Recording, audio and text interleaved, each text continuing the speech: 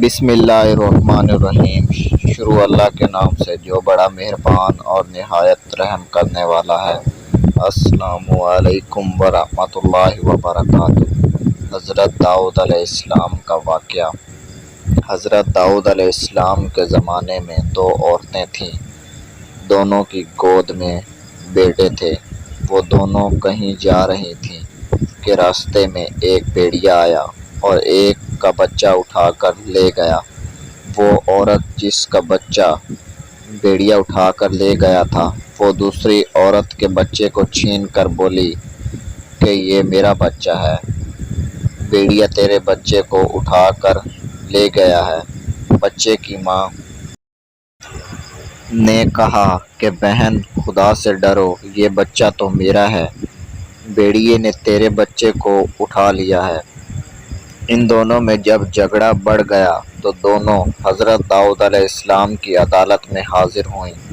حضرت داؤد علیہ السلام نے وہ بچہ بڑی عورت کو دلوا دیا۔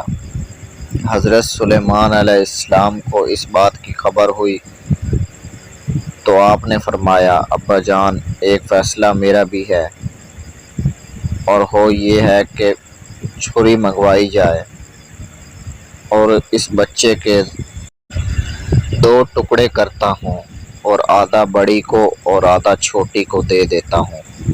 یہ فیصلہ سن کر بڑی تو خاموش رہی اور چھوٹی بولی کہ حضور، آپ بچہ بڑی کو ہی دے دیں، لیکن خدارا بچے کے ٹکڑے نہ کیجیے۔ حضرت سلیمان علیہ السلام نے فرمایا، بچہ اسی چھوٹی کا ہے جس کے دل میں شفقت مادری پیدا ہو گئی، چنانچہ وہ بچہ چھوٹی کو دے دیا گیا۔ اور اس طرح حضرت داؤد علیہ السلام نے دونوں عورتوں کے درمیان انصاف کا معاملہ قائم کیا۔ دوستو، اگر ویڈیو اچھی لگی ہو تو چینل کو سبسکرائب لازمی کریں۔ میں اپنے چینل پر ہر روز نئی بہترین اسلامک ویڈیوز اپلوڈ کرتا ہوں۔ Thanks for watching this video.